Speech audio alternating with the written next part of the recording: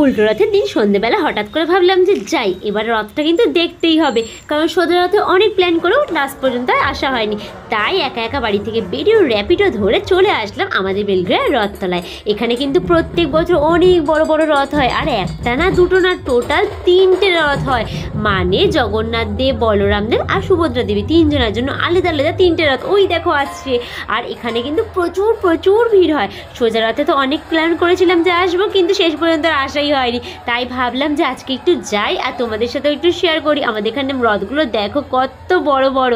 তো এই রথগুলো কিন্তু প্রত্যেক বছরই এখন হয়, মেনলি রথগুলো থাকে আর এরকম রথের সময় এগুলোকে সাজিয়ে নিয়ে বের করা হয়। আর শুধু রথ না, দেখো এখানে কত কিছু হয়, নাচের প্রোগ্রাম মানে অনুষ্ঠান হয়, তারপর ঢাকিরা থাকে, মেয়ে ঢাকি, মানে অনেক কিছু। এই দেখো সবাই রথের দড়ি টানছে, কিন্তু জানো তো আমি না খুব দনমনো করে দড়িটা টানিনি।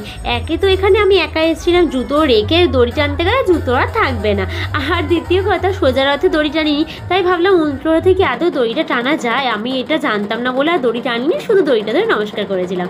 আর দেখো এখানে কত সুন্দর নানান রকম অনুষ্ঠান হয়। আর এখানে না প্রসাদও দিচ্ছিল, ভোগের প্রসাদ, বাট প্রচুর ভিড় ছিল, অনেক লাইন, তাই আমি আর এখানে দাঁড়াইনি। তো এই দেখো আমি কিন্তু প্রসাদ নিয়েছি, আমার ভাই এখান থেকে আমাকে প্রসাদ এনে দিয়েছে, মানে ঠাকুরের যে গজা হয় জগন্নাথের সেটা। আর কত সুন্দর করে আমি দেখেছি। কিন্তু জানো এখানে এত ভিড় হয় আর সবাই রথ টানতে গিয়ে বারবার রথ বেঁকে যায়। তাই এই যে কী বলে এগুলোকে, ক্রেন, এগুলো দিয়ে কিন্তু বারবার রথটাকে ঠিক করা হয়।